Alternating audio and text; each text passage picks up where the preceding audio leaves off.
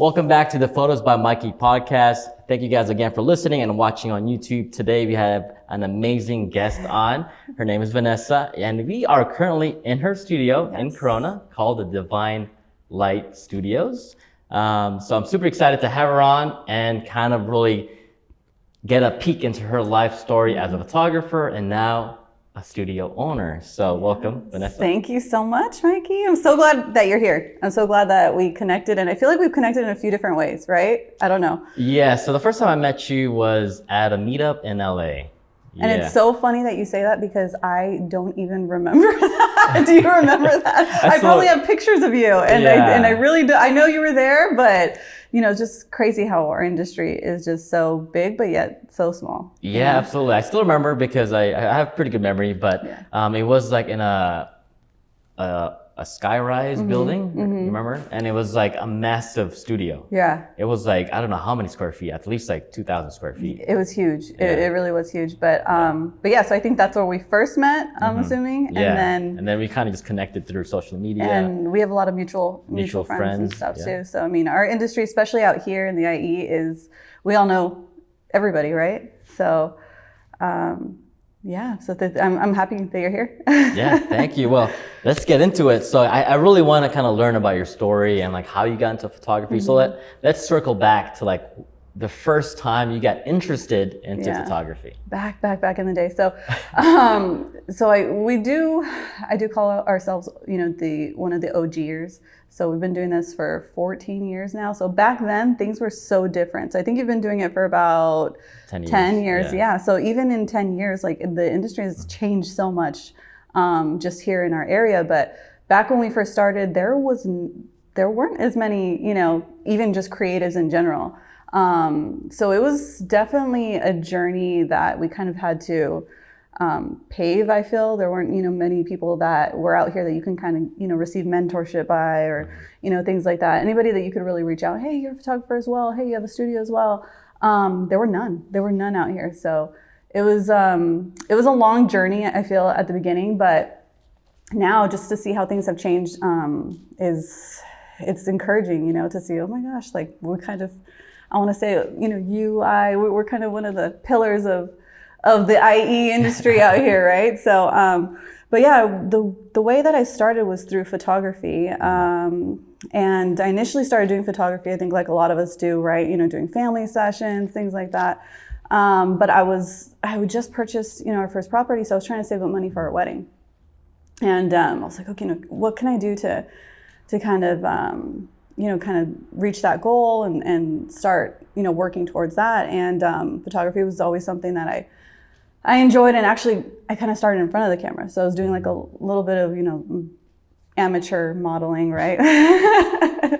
So back in the day, I think Instagram was still coming out at that time. So everybody was a model, right? But yeah, I did some modeling for, you know, makeup artists and some celebrity, you know, whatever. So I was like, okay, this is kind of cool, you know, it's kind of cool. But I really was interested in being behind the camera. So, because obviously we know like our looks are gonna fade. So I'm like, come on, should I pursue modeling or should I pursue something more realistic? But, so yeah, that's kind of what put me behind the camera, saving up for the wedding. And then we actually had our wedding. And I know when researching photographers, I think at first you're kind of, you know, shocked by like, you know, the price tag. You're like, what? Oh my gosh, this is crazy. But, you know, luckily we did go with some photographers that had really good quality work. They were pricey, but I wasn't impressed by like their personality, you know, and I'm going to be completely candid out here. Okay. So wasn't impressed by the experience and like how they made you feel. And you just felt like awkward in front of the camera. You know what I'm talking about, right? Anybody can pick up a camera, but not everybody has like that personality that can kind of make you feel comfortable, joke around with you, get those real candid smiles and stuff like that. So, yeah, that was a learning experience for me. And I still take that with me. So like, you know, you have the personality, right? A lot of people don't have that, you know, so you can see the awkwardness in the photos. You can see just the reactions from the people that are being captured. Like, this is not where I'm comfortable. You know what I'm saying? So that was my first experience where I was like, you know what? Like, I could do a better job, I'm like, I could do this. I'm like, you're not cracking any jokes. You're not, making this fun at all.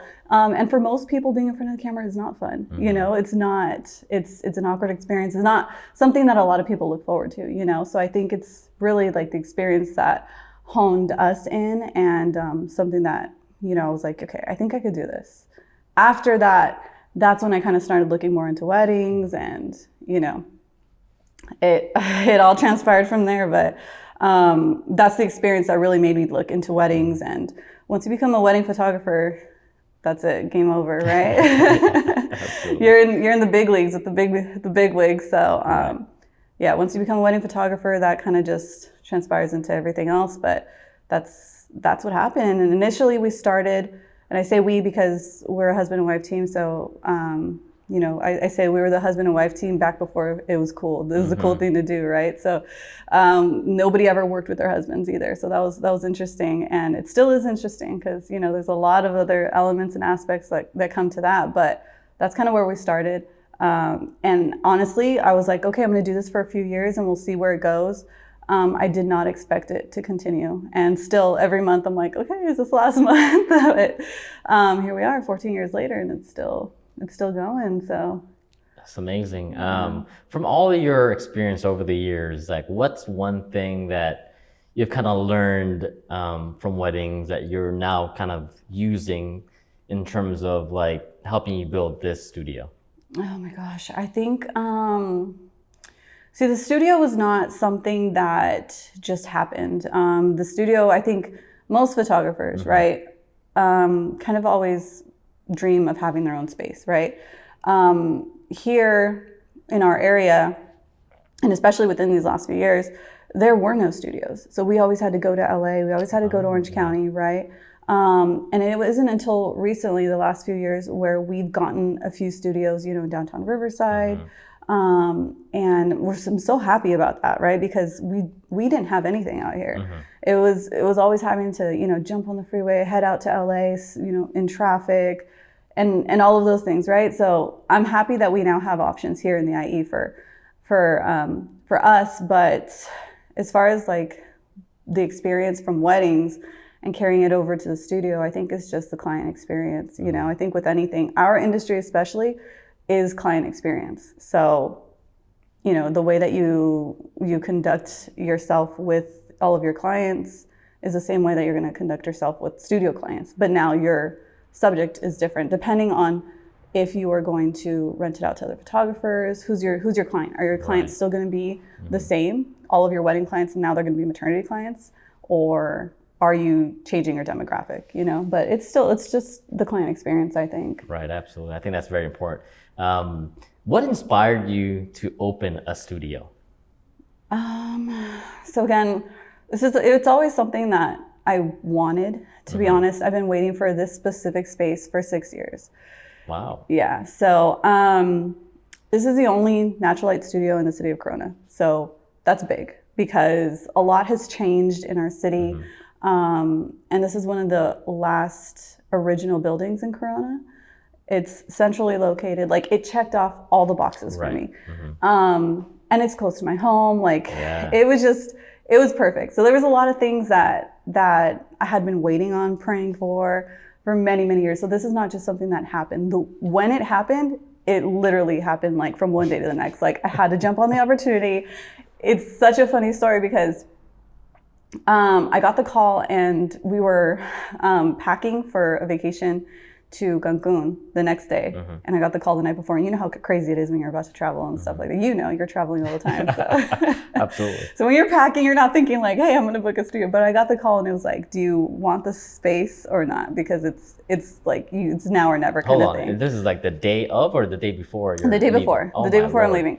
It's like, you probably have, like, you can sleep on it, maybe you can let me know when you get back from your trip. And I'm like, what? I was like in the headspace to go relax, to go like, you know what, meditate, but like pray, become more centered. And, I'm like, okay. And then now I get the call, like, nope, like, just so you know, while you're out there, this is what you're going to be thinking of. And it was perfect timing because I have pictures actually on my Instagram the next morning while we're at the airport. I'm sitting there waiting, and I just look at my husband. I was like, we're going to do it. Like, I'm not even going to wait until I come back from the trip. So I just call right away I'm like, yeah, like we'll do it, we'll take it, you know. Oh, So yeah, right before I got on the flight, my husband's lining up and the kids lining up, but yeah, I had to make the call, and then I'm like, okay, well, let's go enjoy this last vacation, this last calm, before we actually like just jump into it. But the studio is something that we've always wanted. I want to say, you know, probably 10 years, because there's just so much that you can do with a studio that you can't do, you know, without having your own space. Even if it's just that client experience, bringing clients into your studio,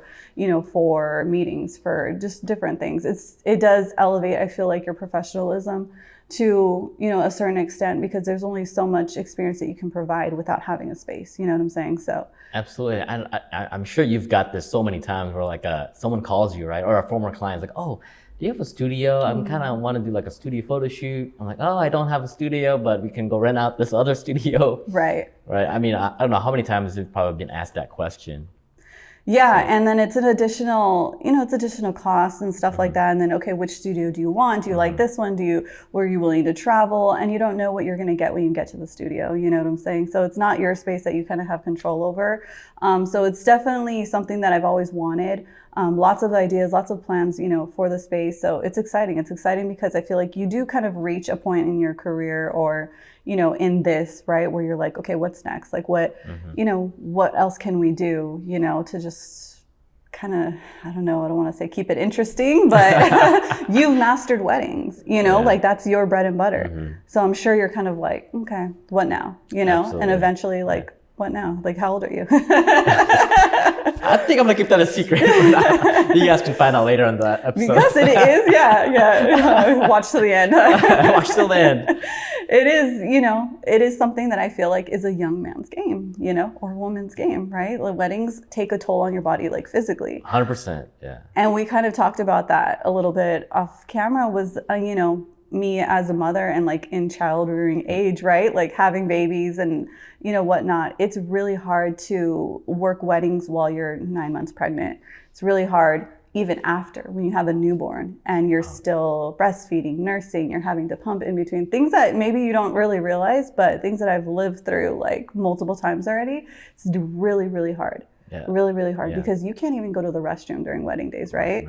So how do you make additional time to pump, to, you know, things like that, that, you know, you don't have to worry about. Right. No, I get it. I'm inspired by, you know, wedding photographers specifically that have family, like they have kids, right? And like right now you have 2 kids, right? I have 2.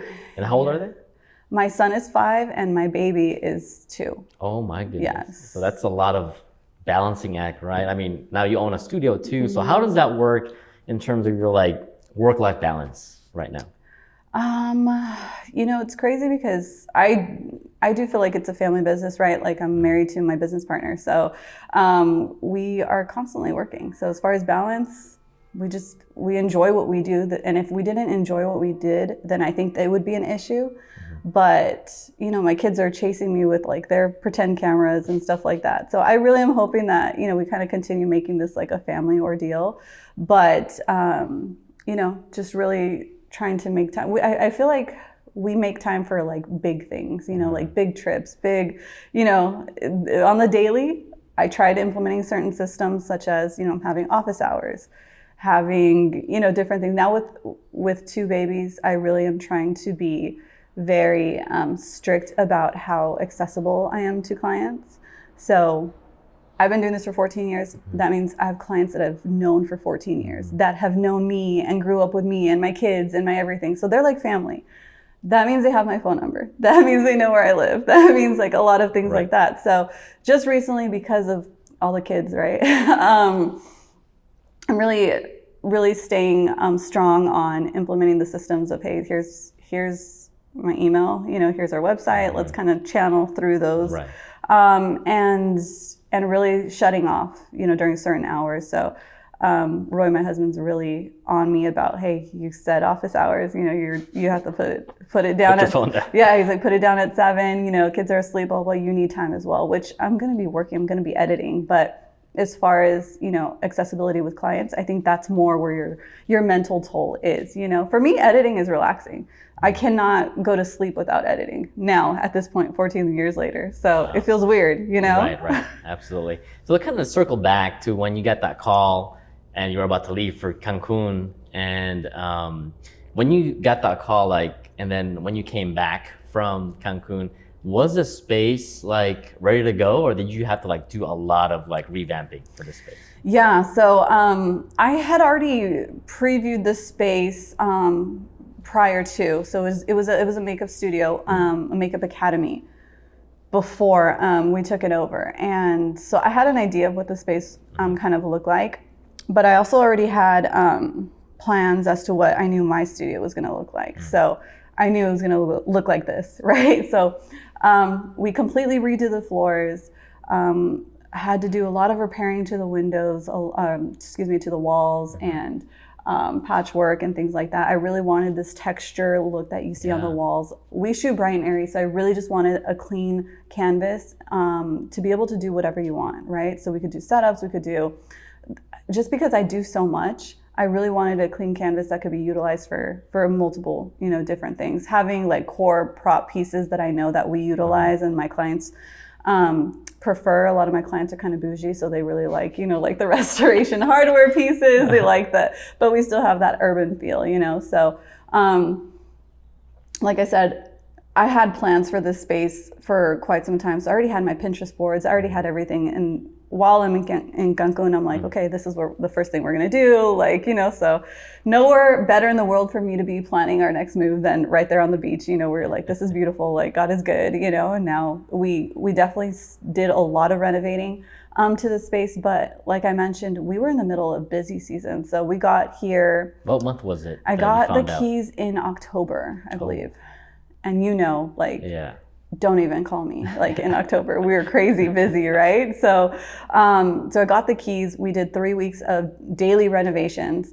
And within 3 weeks, I had clients in here and we were just working, right? We had the Christmas setup already. We were shooting Christmas in October, November. So had Christmas setups. And thankfully, a lot of the props that I have, here, I already had them. I had them in my home. We've been doing this for so long, right? I have a 3-car garage, all filled with studio stuff. That's nice. That's nice to have. It was nice to have because it was okay, just bring all that crap over here. And so it was nice. But that was the best part of honestly attaining the studio, was being able to empty my home because it takes up a lot of space. Was it all in your garage? Not even in my garage. I had, one of my bedrooms was pretty much my office with all my camera equipment, a lot of the props and stuff too. So I had a whole bedroom and a whole, garage full of stuff. So it's nice to be able to bring it out here and have my home back. I think the great thing about your studio is the tall ceilings. It's crazy. I don't know how, maybe over 20 feet, right? It definitely is. It's one of the most attractive things about this studio, but it's also one of the more difficult things because in order to, we replaced all the chandeliers, we elevated the lighting to, just make it to make the space just bigger and just more open. And that's really, my goal.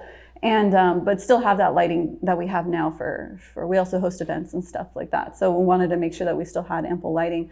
But you do need a special ladder to get in here.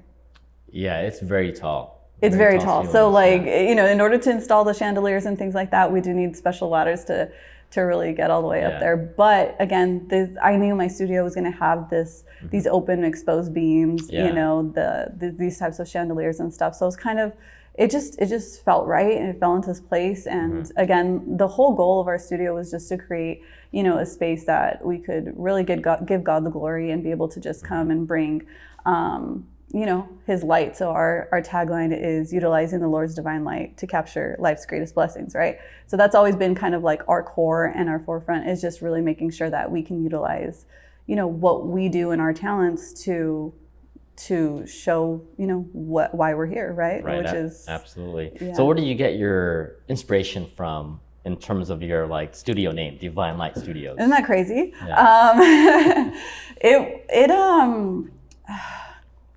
I'm not sure, to be honest. It really was, like I said, we never changed our name. I think we initially were Divine Light Photography to begin with, but it was maybe, we were probably Divine Light Photography for a year or so. And then we were Divine Light Studios because we branched out to a bunch of different things. I knew that we were going to have a studio eventually. And it's ironic that my studio, like I said, has this divine light. Like everybody that walks in the door, the first thing they say is like the light. They're like, oh my gosh, look at the windows, look at the light. Like it just pours in here. It does. So again, divine light, it was, because I wanted that tagline. That tagline has been the same since for 14 years. So definitely keeping, our Christian base in our company. And so that's where divine light obviously for photography as well. We were natural light shooters. And then the studios is because it encompasses everything that we do. We have photo booths, we have 360 booths, we now have studio rentals. Oh my God. What else do we do? We do so much. So much within this business, but we have a few other businesses. So yeah, that's primarily what we do with this business. Wow. Let's talk about the studio specifically. So you said it's about 1,300 square feet, right? I want to say it's between, I think it's 1,100 to 1,200. So I think the actual usable space, which is like this open space that you see here, is about 1,000 square feet. Then we have, some storage over here, a restroom or a private restroom and stuff. So I think that's all encompassed in the entire square footage. But again, this is like the biggest space in our building. So it's really, it's just so perfect. I smile when I think about it because, like it's a corner unit. It's, we have our private parking lot that you can drive right up to, which as you know, when we went to LA, we had to park in the parking structures, not only pay, but, pay to park in these dangerous parking structures. Yeah, pretty dangerous. Yeah, because you're kind of really centrally located in Corona. And then like there's enough ample parking for a lot of like if you have people that rent out the studio, and then when you come in, it's just crazy. You almost like a 180 like open concept, right? Yes. I mean, there's so much light coming in, and then you have multiple backdrops. So do you allow clients to kind of move things around? Absolutely, yes, absolutely. So kind of what you said, everybody asks, when's the best time to shoot in here? I'm like, because we are like essentially 180, like the sun sets on this side, rises on this side, it's constantly lit. So yeah, we have windows and doors throughout. So it's always lit. So that's, again, it's perfect. It's always lit in here. Both. I may take that as inspiration. Yeah. For another project. Let me ask you this. If you had to describe your studio in 3 words only, how would you describe your studio? Oh my gosh. So the studio is, again, like our main goal was to keep this accessible to everybody, right? Because we really wanted this to be a community space because we know that there is no space like this in this entire city, right? So we're like, okay, why keep it just for ourselves? Like our goal was always, and it was always intended to be a community space, right? For other creatives, for other people to utilize in whatever ways that they needed. We've had proposals in here. We've had, dance rehearsals. I have, a dance teacher that's going to be coming in here teaching some dances on a regular routine basis, but we've had baby showers, we've had birthdays, friends misses, like all kinds of really small little intimate gatherings and stuff. And so I didn't want it just to be a studio, but a photography studio or for creatives. That's I think what I utilize it for, and I think that's what it's really shines for. But we've had a lot of events as well because people now see the potential. People have seen the beautiful original arched windows, the exposed beams, and I'm hoping they appreciate the floor because that was the biggest. Was this original floor? No, so we did all the flooring. We did all the flooring, and that was the biggest. It had to happen, So based on how we shoot and what we need, that clean space.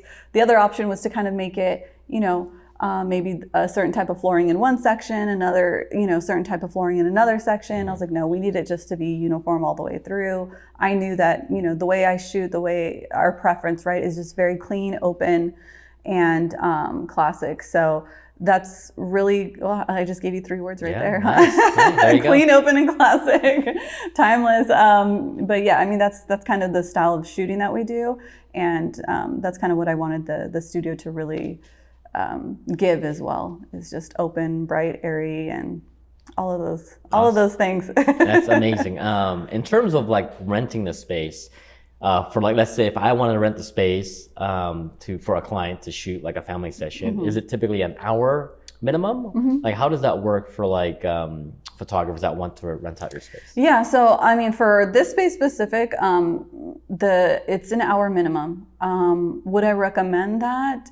I think every studio is different, and I think every clientele is going to be different. So I think you can do a variety of different things depending on your demographic, depending on where you're at, and then also the systems that you have in place. So specifically for this space and this area, the 1 hour minimum seems to be working out great for us. I did initially think, maybe a 2 hour minimum would be great because, you'll find that there's a lot of back end systems that need to be in place and a lot of back end work that happens, like in any business, right? That people don't really know of, but you have to make sure your time is going to be worth it, right. So let's talk about like how you are promoting the business in terms of like booking process, right? Are you on Peerspace, or do you have your own online booking to rent the space? Like, how does it work for your studio here? Yeah, so we are on Peerspace. We obviously prefer personally, the way Divine Light Studios works. So there's two. We have Divine Light Studios, and the studio is actually Divine Light Studios on Main. So it's a little nod to our business, but I wanted to make sure it's a little, we had some differentiation so that other photographers that came in didn't feel like, we're shooting in Divine Light Studios for Divine Light Studios. I wanted them to still feel like they had their own space. Like I said, I wanted to give them that space so that they could, feel free to tag a different business, versus just tagging another photographer. And a lot of studios start out as, the photography so-and-so, Mike F photography, right? Or Fotosbymikey studio, right? And then once they start renting out the studio, they start getting into the studio business, then they're going to change the name, right? Because then they're like, okay, well, how do you differentiate, the business if you're going to be renting out to other photographers, creatives, any other people, right? So you kind of want to make that differentiation between the two businesses. So that's what we did. We added the on Main to make that differentiation. But the way that we run Divine Light Studios is we prefer our clients by referral. So we actually hardly ever do any type of advertisement because our clients are just so good. We have such amazing clients that usually when you have amazing clients, they are around other amazing people, and that's what I tell everybody. So, all of our clients that follow us on Instagram, primarily, we get majority of our clients on Instagram. Everybody knows that we only request referrals, right? We don't really advertise. You're not going to see us on a billboard, things like that. Maybe the studio, but we've been operating the studio in the same manner since then, being that at this time, we really only kind of welcomed referrals to start off. And you asked about a grand opening earlier, and we haven't had our grand opening yet because I wanted to make sure that we were absolutely ready for that. Right. Ready for the different types of clientele, ready for different types of inquiries, right? So the first people that came in were people that we knew, right? So I opened it up to people that I knew that I could trust their opinions. I welcomed opinions. I said, what would you do? What do you guys want to see here? Different types of photographers that came in, people that use artificial light as well. What do you guys want to see here? So we have backdrops for the photographers that have a more studio style, because I am more of a natural style, lifestyle style. So yeah, we opened it up for referrals to a certain point, and I'm possibly getting to the point where I'm ready to start opening it up to other people. But at this point, I was like really keeping this our baby, our best kept secret, our diamond in the rough. And everybody said that, when they came in here, like, oh my gosh, I didn't even know that this existed. I go to this Starbucks right here all the time. Right. I'm always driving by here. I'm like, yeah, we are so centrally located and hidden. It's like the best hidden gem in the city. So right. Because you guys are on the second floor, so sometimes like people don't look up, right? Then they're not going to notice that. Yeah. But I mean, it's just perfect. I mean, anywhere if your business is near Starbucks, you're going to do well. Exactly. Traditionally. Oh my gosh, yes. There's so much traffic coming in and out of this parking lot. It's insane. It is. It's constant. It's just a constant turnover. And, say what you will about Starbucks, but it has done like wonders for the business. So I mean, they were already here before I got here, but if they weren't here, let me tell you, so right, absolutely. And then also in terms of like events, right? So let's say someone wanted to have their baby shower here. What's like your hourly minimum? Like 2 hours, 3 hours? No, I usually do like a daily rate. Oh, daily rate. Yeah, okay. yeah. So it depends on the time of year so far as well. I've only been open since October, so I'm not sure how we're going to operate towards the end of the year. But again, it's kind of what we're kind of looking at is our overhead. Does the overhead make sense for that day? Weekdays versus weekends. All of that kind of comes into play, when you're looking at what is the overhead. A lot of people think it's just here kind of baking, but there's a lot of expenses that come in, with the electricity, the insurance, the, all the utilities and stuff like that. So if the space is going to be occupied, you want to make sure that you're going to be, getting your money's worth. So. Yeah, absolutely. Yeah. It's almost like if you were getting married again, like you're looking for a wedding space, right? It's like, now you're looking at from the other perspective of wedding venue owner that, okay, there's a lot of things that goes into it. Like you said, electricity, I mean, it could go up in the summer, it gets very hot. The AC, the electricity, the lights. The security. So let me ask you about the security here. So like, is it pretty safe in terms of like, cause I know like, I've always thought about like myself owning a studio, but then like, should I leave all my equipment in the studio or should you just always take it home? Like, what's your thoughts on that? So I'm very strict about this. Okay. I'm trying to make sure I don't offend everybody, right? Because it happens to a lot of us, right? You use your cameras to make money, right? How much are they? Like I say that we carry 20 grand at a time, right? Would you just leave 20 grand in your car while you go to eat after the wedding? Right. Would you, and a lot of people do. A lot of people do, and it happens all the time. Like, we know this. But people break in and they take your stuff, and what are you going to do? Now you have no ways of making money. So you have to guard your equipment like if it's making money for you, because it does, right? So I never leave my equipment anywhere. But yeah, I've had all the dreams. That's enough for me, oh my gosh, they took our SD cards, and those are memories that you're not going to be able to get back for a lot of people. A lot of your clients you're not going to be able to redo. You can't redo a wedding. You can't, redo the 8-month, maternity session that you did. And now she's, about to have the baby. There's a lot of things that you can't redo. And it's just not worth it for me. So again, it's your reputation, and you just have to, for me personally, I just double, triple check. So I don't leave my equipment here. We have security. We have done like the most to make sure that, it's visually not accessible. And I love that we are on the second floor, because I feel like it is going to be a little bit harder. But I don't leave any of my stuff here. Gotcha. So let's talk about the back end stuff. Since it's a rental studio, you rent it to variety of different events as well. So let's say if a photographer wanted to rent it out, like are you here? Do you have an assistant that cleans up after? Like, how does that work for your business? So when we first started, like I said, I only opened it up to the photographers that we knew and were comfortable with. I did meet a lot of our photographers here, like I said, to kind of give the tour, to kind of do the introductions and whatnot. And so I offered my services to assist for free. A lot of the photographers took advantage of that, loved that. They wanted me here, are you going to be here to help? So I'm a photographer as well. So I know, hey, let me get you to smile. And I did all for free, right? So, I was meeting a lot of the photographers at the beginning. At this point, the people that are routine and kind of know the space, very familiar with the space, I kind of let them do what they need to without having to be here if I can't be here. If they are new to the studio, I do like to kind of come and give them a little tour and everything. Again, just kind of giving them the experience. So as far as the cleaning, I am still cleaning myself, the studio. But I do have a housekeeper, so I'm gonna. Oh, nice. I mentioned it. I was like, hey, eventually, I think I'm gonna have you, clean the studio as well. Nice. But right now, the way that we run Divine Light Studios is I'm very hands-on. I'm very, I'm a little bit of a control freak. So I don't outsource my editing. I don't outsource, pretty much anything.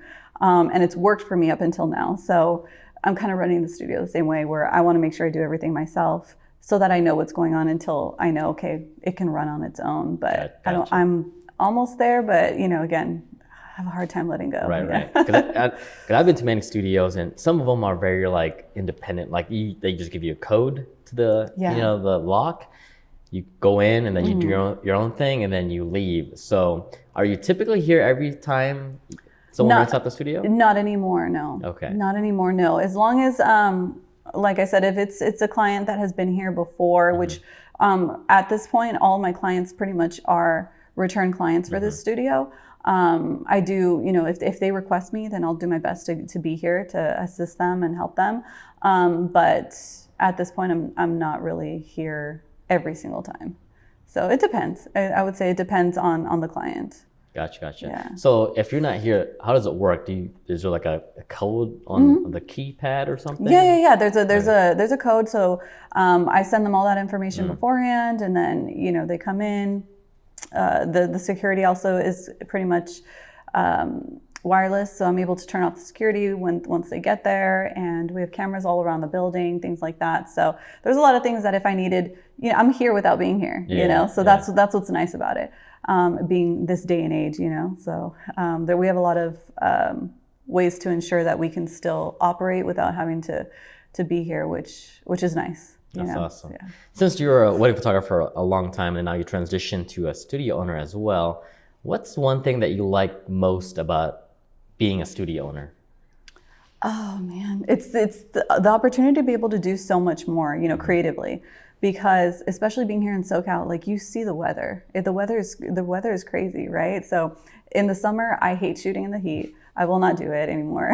Once you've been doing this as long as we have.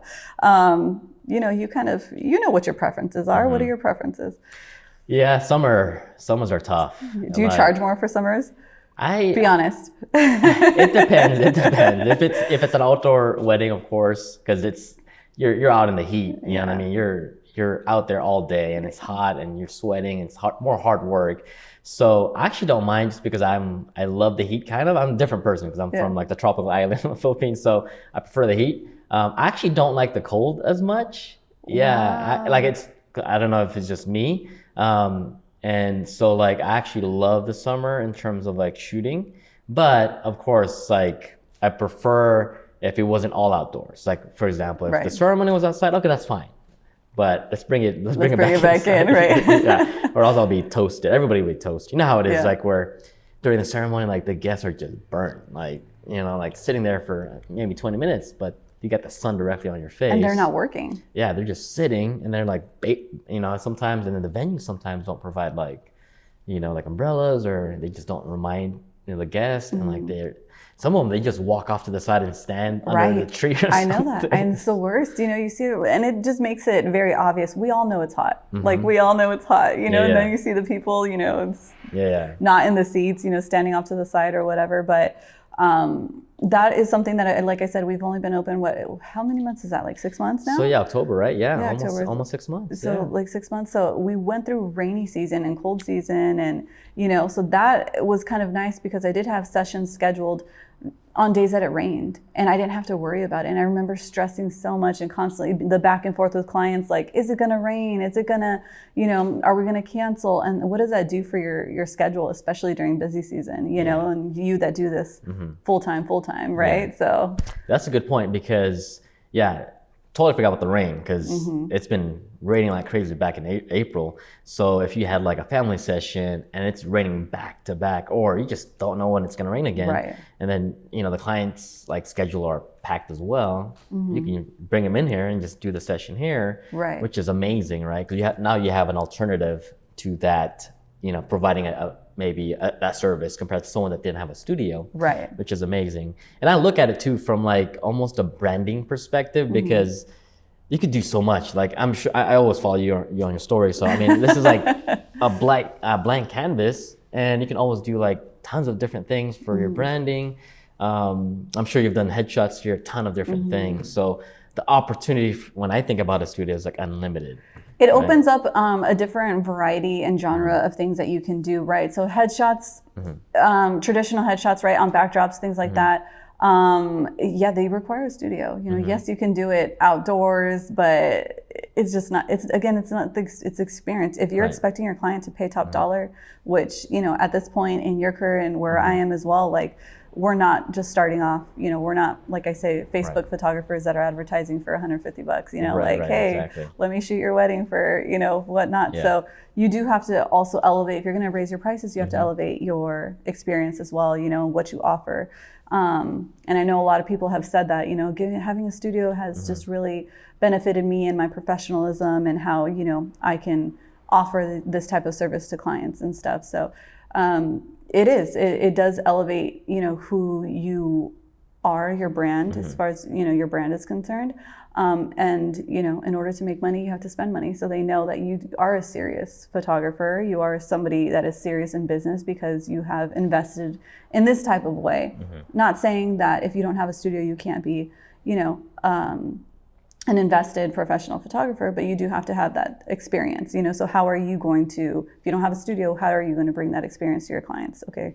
You know, are you going to say, I have, you know, these 3 different, you know, types of investments that I can, you know, bring to you guys, or, you know, I have all the backdrops, I have everything, or I have, you know, researched all these studios, these are the ones that I use, or I partnered up with somebody, different things, you know, that you could do to really continue elevating yourself as a brand, because ultimately, I think that's our goal, is to charge, you know, premium pricing. But again, you have to provide that premium experience and service too, right?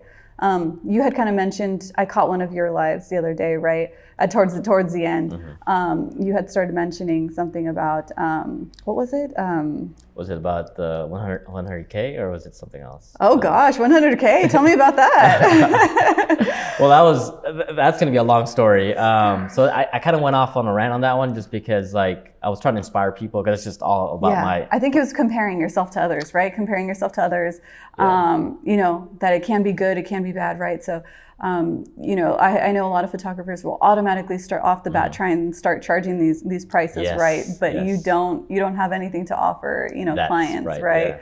So then us in our industry get that bad rap is, oh, they charge an arm and a leg, right? But not knowing that everybody's experience is different. So, you know, how much time and effort does this photographer put into their experience with you and their post, and even you know, processing versus this one that just, you know, shows up on the day of, shoots it, and then, you know, we'll see you whenever we see you, you know? So. Yeah, absolutely. I think, you know, the years of experience like yourself, I think really adds a lot of value. And that's what I was trying to, I think, get to that live. It was like, you know, how can you add value to your clients? Well, if you already have that 10 years or 14 years of experience, just convey that to your clients. You know, I've had so many experience. I know what to, you know, to expect from, you know, in this situation, you know, I know the venue, maybe you already shot there before. That's big. That's super big because you know the layout, you know the staff most likely. Yes. So that experience alone brings so much value. So stop looking at other people's, like, you know, I mean, it's hard now because everything's popping up constantly on my feed, but because I follow other photographers. But yeah, I think when you first start out, you of course want to check out other people's work. So you're always trying to compare what they're doing. And so for me, when I first started, of course I looked at everybody. I looked at, you know, all the local photographers. But in all fairness, there weren't a lot, right? And now it's like. And I think that's another question I was gonna get into you, since like you've been in this business for so long. It's like when you first started, social media wasn't as big, right? I've been on Instagram for maybe, I think, way before I started photography, but it wasn't like what it is now. Like you got TikTok, you got, you know, Facebook's still one of the big search engines out there. But like, how were you able to really like build your business without social media back then? And then how has like Instagram specifically changed the game for you? I get the majority of my clients from Instagram still. I want to say I get about 85% of my clients are from Instagram. I think that's pretty normal. I think that's the going the going percentage for everybody. But with all the changes with Instagram, it's not, we hear about it all the time. We've been waiting, right, for over a decade. Hey, when is it going to fall off? When is it going to, and, hearing about the preaching, the email lists and all of that, right? How are we going to prepare for that? But I think you and I, anybody that's been in business for longer than a decade, we kind of have the advantage of, our loyalty from our clients, right? So our clients know who we are. And those that don't know, or that haven't worked with us, I feel like they know who we are. Right, you know what I'm saying? Yeah. So we are well known because we've been around for so long. So I really think that that's going to, stand the test of time for us, just because, we're Corona, right? We're Corona, Mike's Riverside. But we all know each other, we all work at the same venues and stuff. And apparently we meet up at the same, meetups and things like that. So, Instagram I feel like Instagram was big because we're photographers and it was about photos. And now it's not, so. Exactly. So tell me about your approach now to Instagram, because I know back then it was just all photos, right? It was just posting the cleanest photos, like the most prettiest photos. Yeah. So because I do follow you pretty critically.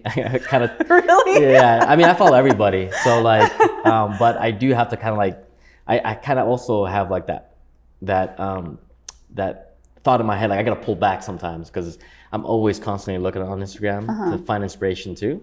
But in terms of your approach right now, as a photographer, do you have a battle between posting photos and then reels? What's your thought on that? I'm going to ask you, what do you think? What do you think? What do you think my approach is on that? Because, like you said, you follow me critically. I want to know first, what is it that I'm portraying? I think for you, because also follow your main studio page as well.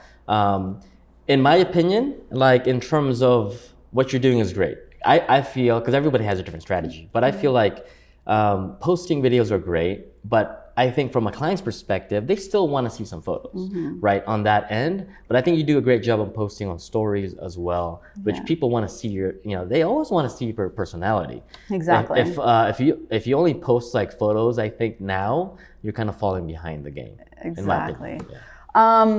You're right. Yep. You do follow me critically. You're right on the money with that. I'm going to thank my stubbornness that I never fell into the reels tunnel, right?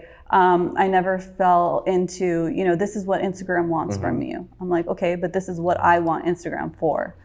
So I really never fell into, okay, right now you have to do carousel posts. You have to do, I didn't, again, I think that's more of a personality thing. I was like, no, this is what I want to do. Yeah. So I never stopped posting photos.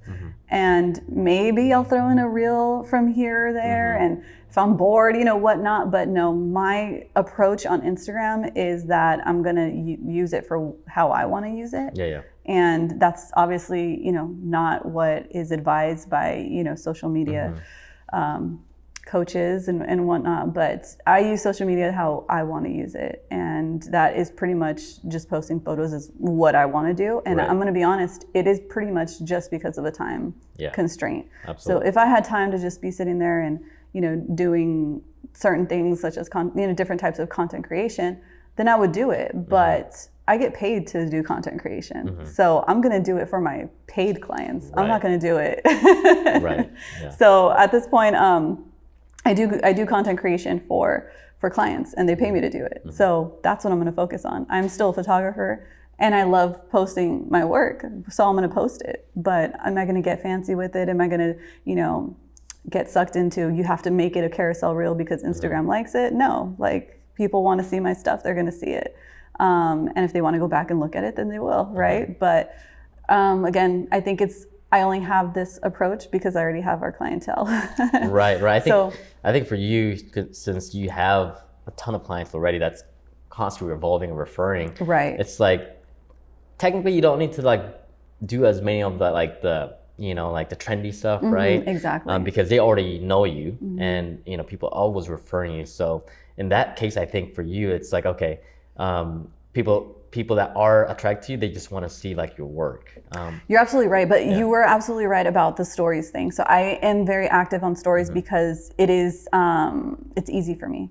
It's easy for me because it's very quick. It's very quick. Again, time is of the essence for me. So for me, because of all the other ventures that we're a part of, and because I have a family and my kids and stuff, time is money. So anything that's going to save me time, anything that I'm going to waste time on, I will not do. You know, if it's wasting my time, it's gone. So stories is very easy for me, and also because of the personality, right? Like I said, if you're going to be a portrait photographer, children's photographer, family photographer, wedding photographer, and you're telling me you don't like to be on stories because you don't like to be in front of the camera?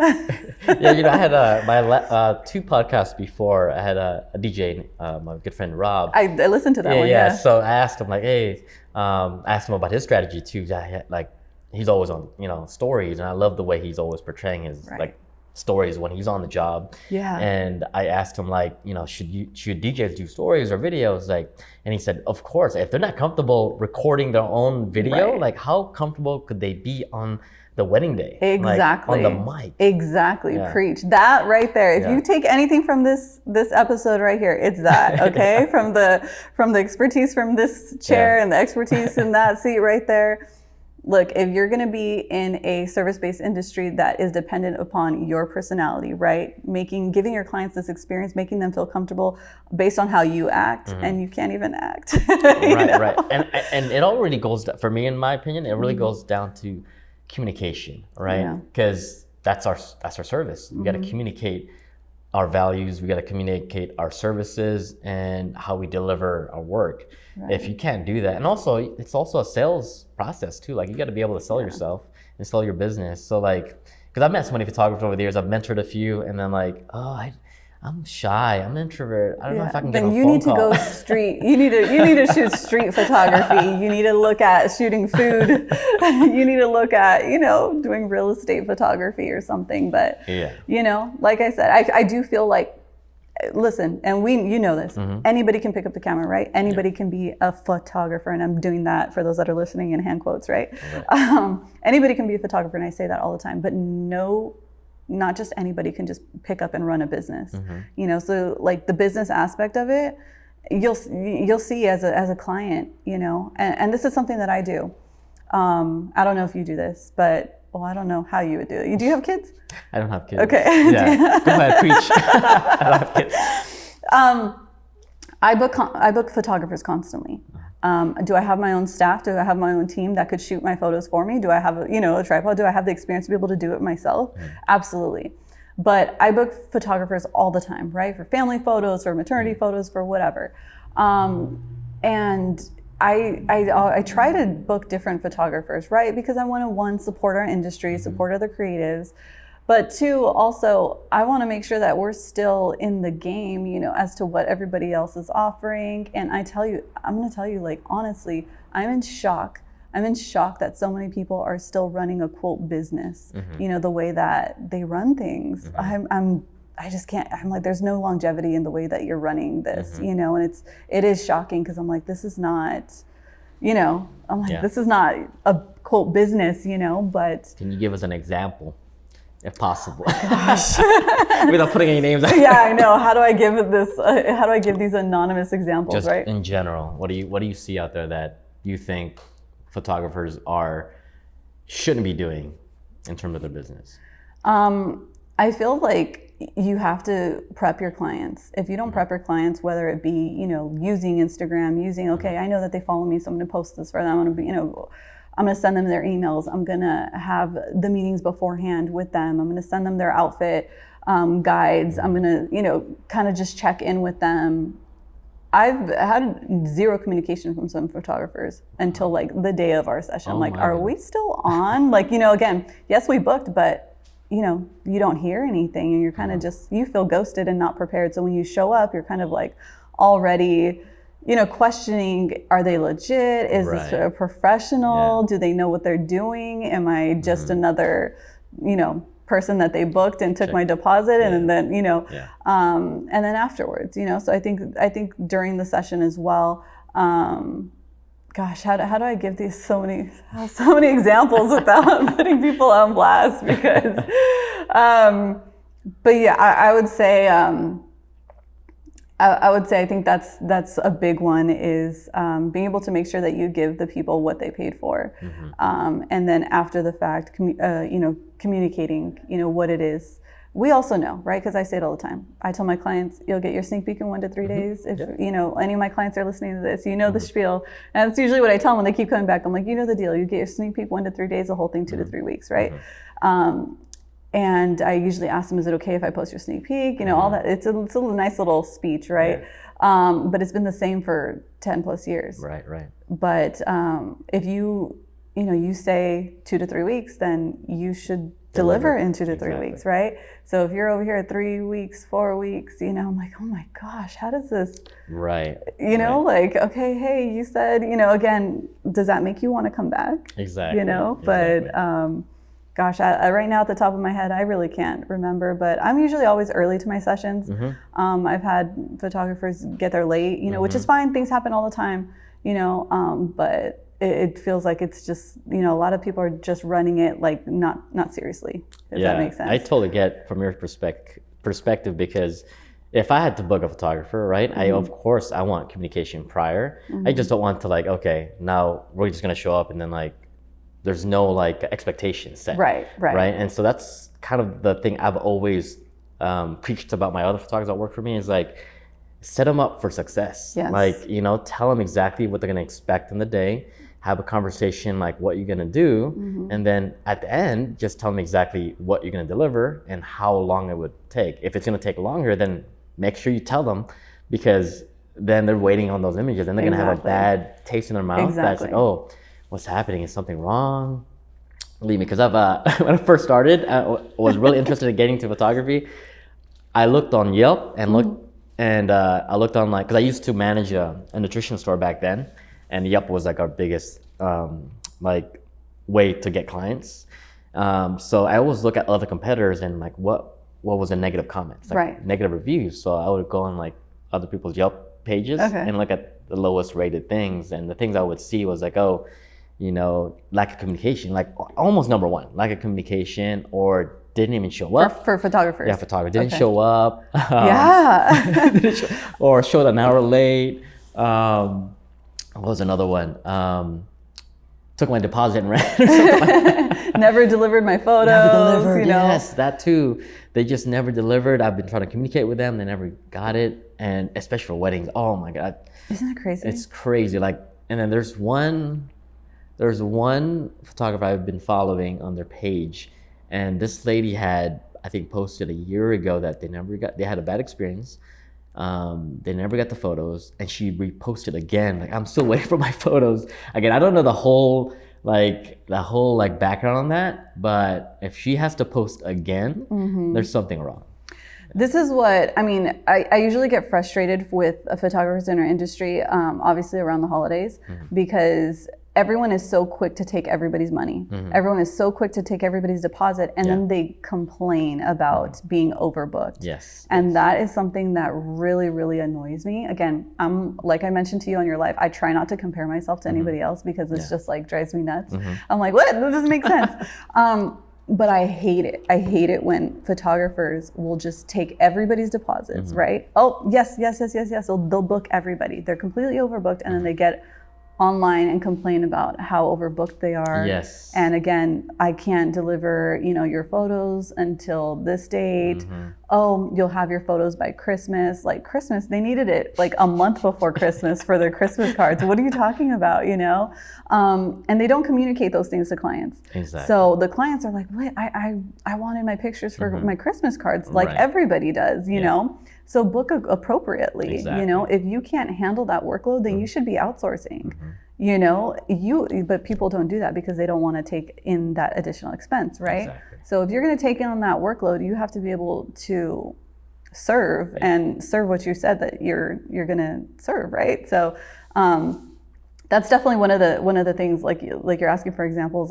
That's one of the things that really, and every year it happens, every year.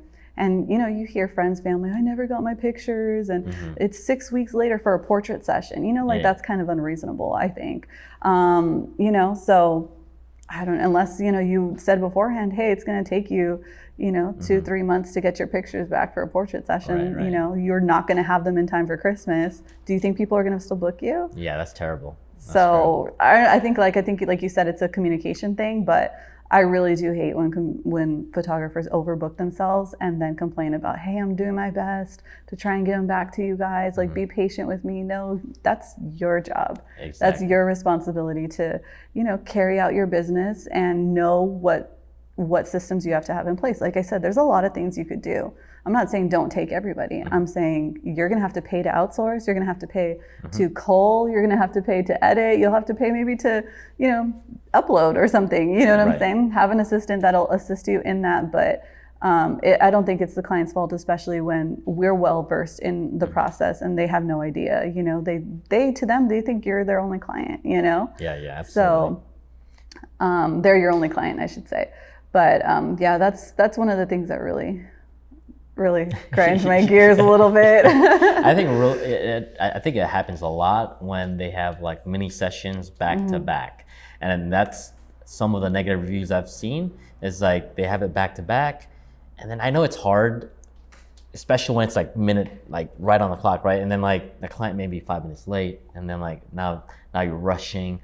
So I think I mean, I've never done mini sessions because I always thought I was going to be like always a hectic thing to do. It's super hectic. Yeah, and like managing everything. So I could see how things can get kind of like muddled and timeline screwed up. So, but let me get to like your advice. Let's say someone is very interested in getting into the photography world. They want to become a professional photographer, whether it's a family photographer or they want to get into wedding photography. What's one piece of advice you would give them from maybe like they're still working a full-time job and they really want to kind of go all in and go full-time? So I don't think that anybody that has a full-time job cannot go full-time into something like photography. I think you can most definitely, depending on your dynamics and everything, everybody says, oh, well, they feel like they're not a professional or they're not all in because they have a full-time job. If anything, I think everybody's strategy is different, but I think that everybody should know that this industry is not secure. It is not stable. It is a gig industry, you know, like anything else. So it really depends on what's happening, you know. Right now, it's a very slow time. I don't know if you're experiencing the same thing. I'm hearing from studio clients that they're saying they're not getting a lot of bookings. And so I feel like it's election year, right? Is it election year? I think so, yeah. What time is it? What day are we? Are we in May? What are we in? I don't follow politics too much, but yes. Is it 2024? Yeah.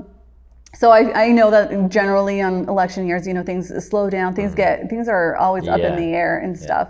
And again, it is our slower time of the year anyways, but I am hearing it more often from other people in our industry. Like I said, people that rent the studio or whatnot, that they're having trouble getting bookings, that their business is slow.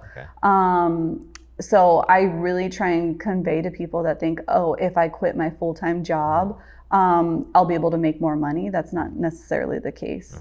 So I don't like when people say, oh, you don't do this full time because you still have another full-time job. Like, you could actually work more hours as a photographer and than your full-time job, you know? So I don't, I don't like debt. I don't like instability either. So I usually advise the people that ask me, because I do get this question a lot, I tell them to keep their full-time jobs. I tell them that because I value things like retirement. I value things like benefits. I value things, and again, I have a family. So there's a lot of things that come into play that maybe other people don't think about. Like I said, most people that are coming up now as creatives, and I say now recently, are on the younger side, right? So they're not thinking about like long-term things that kind of like you and I were discussing, right? And I'm like so proud of you and what you've done and stuff, and you are kind of looking at the long-term game. But be honest, most people are not, right? Most people are like, oh, we're making money, let me buy some more lenses, let me, do this and that.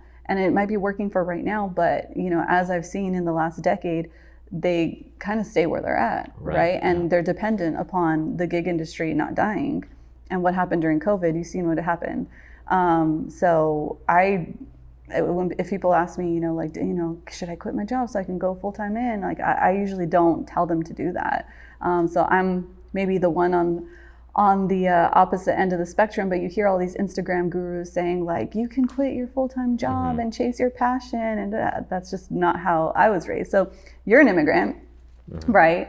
And we come from, I think, similar backgrounds and stuff. So I'm not one to say, oh, chase your passion. Like, let's just drop, everything else and chase your passion. Absolutely. So everybody that knows me that's kind of a joke of mine, right? So-and-so quit their job because they wanted to chase their passion. Now, we obviously wish them the best, but most of the time I don't see that that's how it works out, so. Yeah, I agree partially in terms of what you said. I do agree that like, if you are doing family sessions, like you said, like you really have to look at like your current situation, because if you have a full-time job, and if you're not making more money from photography than your current job, then okay, it doesn't make sense for you to quit. Yeah. If you're barely making anything, then just continue what you're doing and keep that full-time job. But I think for maybe some people that really want to go all in, I think there is unlimited potential. But I think what I've seen from my team is like, sometimes they just don't. When they say all in, they don't. All in is different than somebody else's all in. Their all in is for like 2 months. Yeah, 2 months. Because I grind it out. Because I actually quit my full-time job because I was still doing weddings for a long time. I had my corporate job, but I quit during COVID. That's when actually I quit. Yeah. Yeah. So that's like, people are like, oh, you're crazy. You're gonna quit. But I knew I had projections for the next 12 months. I want to make more than what I made at my job. But I took all that time to just connect and network like crazy. Yeah. I mean, I drove all the way to Mecca to do networking events and stuff like that, and just meet all the vendors and all the stuff. So every day I took the time to make it worth my time. And then now, it just keeps growing every single year. So I'm kind of like on the other side, where I feel like if you really want to do it, you gotta put everything you have, so you don't have to look back. And I think you're the exception. Like for me, people like you are the exception, because majority of the people that I come across aren't willing to put in that work. They expect, if I quit my full-time job, it's just going to all come to me. Exactly. I'm going to be good. Nothing's going to go wrong. My car's not going to break down. I'm not going to have any kids that, oh no, now I need this secure income. Now I need secure benefits. Now I need, people are depending on me, things like that. That I feel like you have to look at your priorities and see, can I take these risks? Is it smart to, make these moves? But it's really hard. It's really hard because I'm sure, a lot of people see our livelihoods, right? They see our dailies and they're like, I don't want to ever go to work. I don't want to ever have to do anything. But again, there's a lot of back end stuff that, isn't seen. Yeah. I'm for you, I'm sure people maybe see all the glittery, you're in a studio, but I'm sure that's all they need to see, that's the point. It's you guys don't see, you don't see you're out at your home taking care of your kids, you're taking them to, doctor appointments and all that stuff. And I've been wanting to make a reel on that, when people, come on, they say, I only need 2 pictures, or I only need, 5-10 minutes and, things like that. And I'm going to make a reel, okay? I'm going to say it right now. I'm going to hold myself accountable. We'll follow up with her in a week. Yeah, exactly. You're like, hey, you still haven't made that reel. So the reel is going to be, when someone says, hey, I only need 2 or 3 pictures, right? Okay. And, they want obviously a discounted rate. And so I get my kids up, get them dressed, first find the babysitter, get them ready, pack their bags, to get them in the car, take them to the babysitter, drop them off the babysitter, pay the babysitter, right? Head out, drive to wherever it is that they want to go, set up the shoot, take their photos. Only 3 pictures, right? 2 or 3 pictures, right? Then, wrap that up, then finish, drive, most likely in traffic on the way back home, go pick up your kids, then stay home, then go ahead and edit those pictures. And then, again, they only want 2 or 3 pictures. There's so much more that comes into play when you have kids. And like I said, when you have kids, your time just Right. is so much more valuable. Right. So like if, Mike wasn't doing anything, he was just like, all right, I'm at home, but still, what about you? Why not? You're important too. Why wouldn't you want to be at home relaxing? You know what I'm saying? So Right. Absolutely. And that's why like I make a really good point when if I do a family session somewhere, like please be like 30 minutes early. You do? I always tell them, yeah. Wow. Like because of traffic. Right, absolutely. I mean, especially if it's on like I don't think there's not even a day that's really perfect for like clear traffic, because you never know if it's like off the 91, you never know what you can expect. So I do tell them, but I feel like sometimes they are like right on the dot. Yeah. But at least it gets in their head, like you're planting a seed in their head, like okay, Mike told me I gotta be there early, so I'll be there early. Yeah. I love that. I love that. On that, do you think most people listen to you? For most part, yes. Like usually now, like most people are not really late. Like some are always gonna be like 5 minutes late. But for the most part, I've never had anybody like pass more than 5 minutes. It's in my opinion, for the experiences since I changed that rule. Okay. When I told clients, oh, please be there like 30 minutes is a little extreme, because I'm a little extreme, but most of the time they're usually on time. Like I'd rather be on time than like 10 minutes late. Yeah. Because then you gotta explain like, okay, we're gonna go here, and now you're wasting time.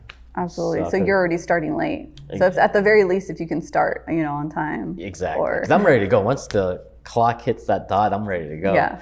But you know how it is. Like when they get there, hold on, let me check my makeup. Yes. I still have to change the baby. Oh my god. I still have to change the kids. I didn't get them dressed. I didn't want them to be wrinkled. So like, so yeah, everybody still has to change. Everybody has to touch up their makeup, and exactly. Yeah, it's crazy, but I've been trying to, ever since I've had kids, which is in the last 5 years, I've tried to be more intentional with my time. Right. So, and realize like, hey, this is also affecting my time, so let me be conscientious of that. Before I had kids, let me tell you, and I think this is why I got all my clients, right? I would be like, no problem, I'll stay an hour later.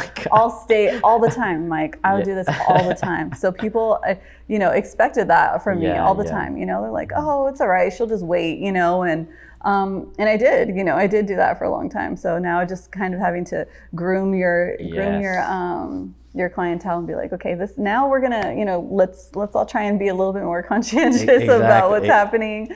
But I think at the beginning, a lot of people are afraid to kind of do that, Yeah. One tip I would give you guys if you are doing like a family session, again, on terms of time, again, set the expectation from the beginning. Tell them, okay, we're gonna be here for about an hour. I'll keep you like up to date on how much time you have left.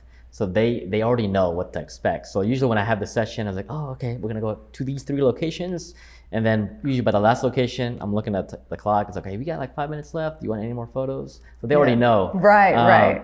But if they're running late, then I tell them, okay, we only got this much time. Right. You want to extend? Because yes, you're absolutely right. You're right about that. When I first started, I was like, okay, that's fine. Yeah. Let's go another 30 minutes. Yeah. I was like, how? You got kids, like I gotta get back home. I'm telling you, some portrait sessions I would do 2-3 hours. Oh my Lord. And I still sometimes get sucked into it. I try not to, but I still try to, get sucked into it. And if Roy was there with me, right, he'd be like tapping me on the shoulder. He's like, hey, like it's already been, you gave them the time that, or they were late, it's on them, But again, respecting yourself, respecting your time.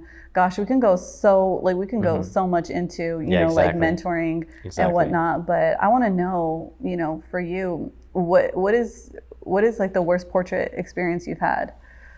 Oh man, okay. This is right off the bat. That's when you know. I already know. So this is maybe 3-4 years ago. I don't know exact dates. And I had my ex with me at the time. She was assisting me, and this was at Cal Poly Pomona. Okay. At the college, right? Yeah. And we were doing a graduation session, and she had found me through Instagram, and I believe it was on a Friday. Yeah, it was on a Friday. So there was some traffic, but I always get there like 30 minutes, 45 minutes early. And I'm not sure if people are familiar with like I think it's the Japanese garden there. Yeah. Yeah, beautiful space. So we get there early. And so, I text her like, we're already here. Just let me know when you're like arriving. So like, I think 4 o'clock hits and she's still not here. So I text her. I was like, oh, sorry, we're running like 15 minutes late. Oh, cool. I was like, fine, I'll just let her know though. Like I did text her like, oh, we're only scheduled here for until like, I think she booked me for an hour. So it's only until 5. And then And then she's like, I think it's 4:30. I'm like, are you okay? Is everything okay? Like, because I don't know if there's traffic. Oh, I'm sorry. You already know that they're not going to show up. Yeah, my makeup. So this is my makeup artist is having some issues. You know, I didn't like the makeup. She's texting me all this stuff. We'll be there in the next 15, 20 minutes. I was like, okay, just let you know, you only have this much time. And so I went in and waited because I always wait until, I mean, if they already paid, I'm going to wait. So then literally like we had 5 minutes left, right? And then so she texted me again. It's like, Mike, I'm on the way. I was like, okay. So I was like, well, we're almost running out of time. Do you want to extend for another hour? I was like, okay. And luckily she said yes. Yes. So she paid the extra hour. A lot of people would be like, upset and be like, no, this is how much I paid you for, you know, or but whatever. I can already hear it. But I would always stick with your guns because if you have a contract, that's what stakes there, even though, because if you let that happen, I think you're going to have the habit of keep doing it. Yeah. And then like people are going to tell other people like, oh, Mike, let me stay for another hour. So I stuck with my guns and I was like, I charged for another hour. And luckily I still provide the service. But that was one of more, imagine at a family or any session, you're there just sitting for an hour. It doesn't sound like a lot, like right now when, we might be saying it, but you imagine that you got there already 45 minutes early. You're ready. You already used the restroom. You had your coffee, so you're hyped. You're ready to go. And they're not communicating to you really what's going on, right? And you're like trying to figure it out. And again, now at that point, you're kind of, okay, we should have started already. And then from there, you wait another hour. Yeah. That's already an hour and a half of you don't know if you're stressing on the way over. Oh, man, I want to make sure I get there early enough because I want to check out how, the gardens look. I want to make sure is there a lot of people? I want to see where the sun's going to be looking at. And already you're stressing over light because now you're an hour later than what you had expected. There's a lot that goes into that. It might not seem like a big deal, but if you're waiting there for an hour, like imagine you just sitting there like, dude, I could have been doing my laundry. Like for me, it's even more infuriating because I'm like, I could have been with my kids, now I have to pay extra babysitting time. Now I have to we all have different arrangements that we have to do, I'm like, that's not fair to anybody. Exactly. So that is a little, irritating, but what about your worst wedding experience? Yeah. Man, without mentioning any names. I was gonna say that's pretty much nothing, Mike. That happens all the time. I was hoping a portrait experience is a little bit more fiery, a little bit more. I've never gotten into it with like any clients, like in terms of arguing. Yeah. But in weddings, there's more dynamics. Yes, that absolutely. Gets into, that's why I was like, let's get to the good stuff now. So I'll give you a perfect example of how things got out of hand, I think. So, and I'm usually pretty communicative with like the family too. Like if sometimes the mom was involved. So this was a while ago, actually. This was like maybe 5-6 years ago. It was a wedding in Temecula. And it was an interesting story because he was actually a friend of mine. And we did Muay Thai, trained Muay Thai together. It's always the friends. You guys, it's always the friends. Not like a super close, not super close. No, but I know, but it's always the. Yeah. So I knew of him. You probably gave him a discount. See, I already know the story. Yeah. So it was an interesting story because this venue specifically, they do only like preferred vendors. Yeah. Right. So they had a vendor already lined up. So he had called me like a month before his wedding. He's like, Mike, sorry to put this on you, bro, but we need your help. Our original photographer canceled on us, like from the venue. They're like, are you available for this date? I was like, sure, no, I got you, bro, I got you. So then, I had to like rush to get set up a meeting with him, ask him all these questions. And then, so I had met with his, I think, the bride's mom, right? Because she wants to be super involved and she wanted to pay. So that's when again. So your client is the bride's mom at that point. Exactly. Yep. And every meeting we had, she was always there. So yes. And hey, whoever's paying is the boss. I'm sorry. Exactly. So she was definitely involved, but of course the bride and groom was primarily involved in terms of the timeline. And so they asked me questions about, oh, what do you recommend of that timeline? And I told them exactly like what I usually recommend. Right. And then so I think it was like a week out. It was about a week out. And the bride and groom had agreed to the timeline. Like everything was set. And one of the issues that came up was like the first look. And I had asked the bride, I was like, do you want to do your first look like inside or outside? Because if you do it outside, I told her, like, you're gonna have issues, like maybe someone will see you or some family member will come early, and she wanted to do it like by the ceremony site. I was like, it's kind of rough. So, but I'd recommend inside, and she would kind of prefer the outside.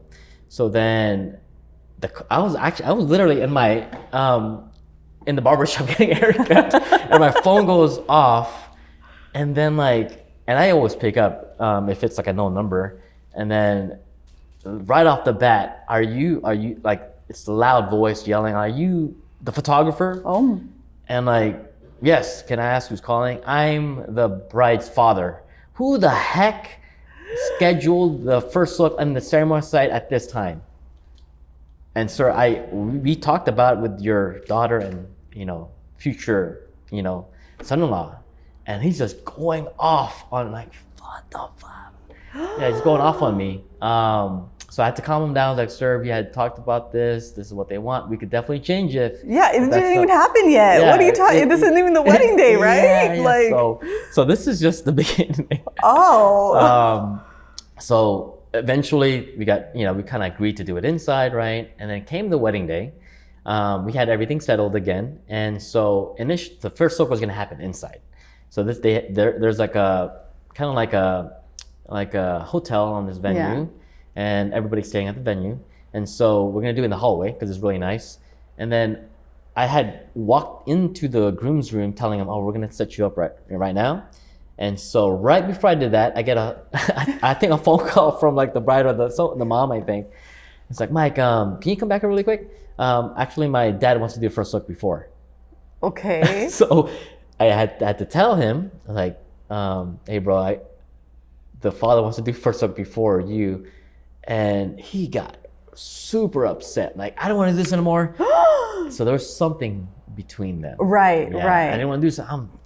After this, I'm done. Like, I don't want to do the first look anymore. Like, I was like, so then I had to get like his boy to kind of calm down. Like, so I still did the first look with the father. And then eventually I went back over there and I had to calm down. And eventually his best man convinced him. But the first look was kind of like uneventful.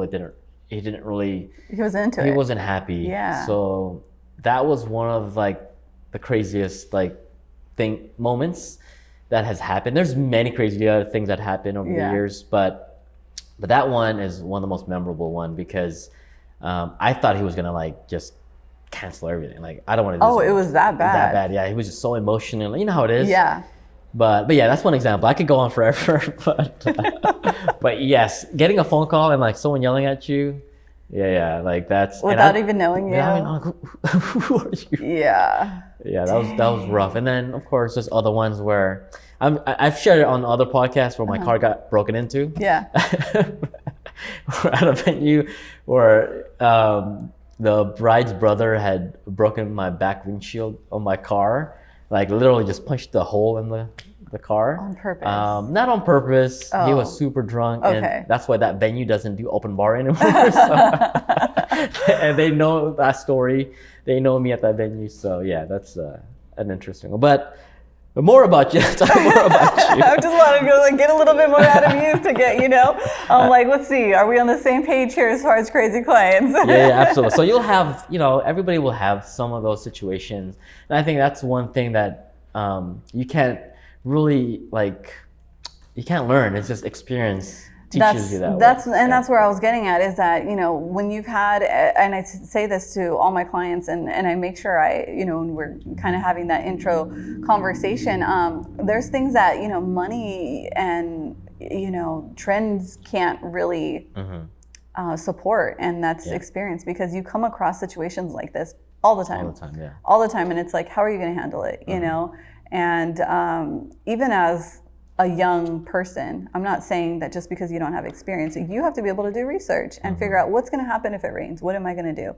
But so many photographers pick up a camera and start booking weddings, start booking clients, start booking important, events and stuff, and say, oh, well, well, did you do any research? Did you plan anything? Like, what ifs, Are there any what ifs? Or no, everything's fine. I'm like, you are the reason that we have stories, I have another one I just want to share. You have to. I have another one I just want to share because this is an important lesson. This is why I came to talk to you. So I was up in Big Bear and I was doing an engagement session. And so again, it's like on the North Shore by this picnic area. And so it's very iconic. There's there's that little trail. And so I pull up and like, I'm just, I have my trunk open. I'm just setting my camera up, waiting for my client. And then I hear like footsteps behind me. And I can hear like, oh, it's like... It's a bear. No, I'd be running for my life. But I hear like, and I look back, oh, it's a photographer. She's walking, and her client's like right there. And she walks up to me, hey, sorry to bother you, but would you happen to have an extra SD card on you by any chance? And we're in Big Bear, right? All the time. So like if you had to go get an SD card, you have to drive all the way around. Good luck where you're, Yeah, it would take you 40 minutes to get around the lake to get to like CVS or something. So luckily I was bringing extra SD cards. I was like, I didn't want to like not help her, of course. Here, just get my Venmo. You send me like, whatever, the SD card cost at the time, because it was years ago. So luckily I had an extra one. I'm just shocked that she didn't have like extra SD cards, or she didn't triple check that she didn't have SD cards. So that's a crazy story that everyone should learn. Like always double check, triple check, especially SD cards. And batteries, everything. But again, people are just picking up cameras and calling themselves a business, and it's, you got to be really careful. You got to just be really careful, especially with weddings. But I bring that up because I know you shoot a lot of weddings, and I know you've experienced some things like that. Oh, man, we're extremely busy, and like now I have like, I think one of the things that has made me successful is just having like a workflow and SOP. And I try to teach that to all my team members, like, follow a process, stick to it, try not to deviate, because when you get busy, that's when you need that. When you get like booked constant, like you were talking about earlier, is like, okay, when you have so many bookings, you have to be consistent every single time. And, you take every single one seriously. But if you don't have that process, like it's going to be hard for you to, provide that consistent work. Because like, even for this month, we have like 10 weddings this month. And like, we're doing photo and video almost every single wedding. So we have to be consistent every single time. And I think that's the key, to a lot of success that we have had, is just staying consistent and providing the same service every single time. And I think that's why a lot of my clients trust me, because they know they're gonna get that. I'm sure for you as well, because you've been in so long that they know that you're gonna expect the highest quality from Vanessa. And I think that's one thing a lot of people are listening right now, like maybe new photographers, is like, find that process that works for you and stick with it. I think we all start at some point, right? We don't all just, come out of the store with a camera in hand and tons of experience, but just being able to do your due diligence and being honest about where you're at, I think that's big. But I just had to know what you've experienced. But as far as I could go on for like hours about experiences, but I'm sure you can too. But I'm gonna ask you, going to wrap this up with a few more questions for you, some interesting ones. More about personal life. So my first boyfriend. Let's switch this to a different podcast. We're good. But here's an interesting one. What are 3 apps on your phone that you can't live without? Instagram. Instagram is my biggest one. I'm ashamed that it's Instagram, but it really is. I mean, you have multiple businesses, so I get it. Instagram. Honestly, it's just Instagram. I'm not a big like app person. Okay. Like I'm pretty much, I just have tons of photos in my phone. Okay, gotcha. So it's the camera and it's Instagram, and that's pretty much it. Gotcha. I have way too many photos. I think I have like 80,000 photos on my phone. So. Oh my Lord. Yeah. Oh my Lord. I need help with that. So if you can, help me with that, if there's some way to help. Organize. And yes, because I am the type that will take like, and I still do this with my business as well. I'll take like 100 pictures of like the same thing.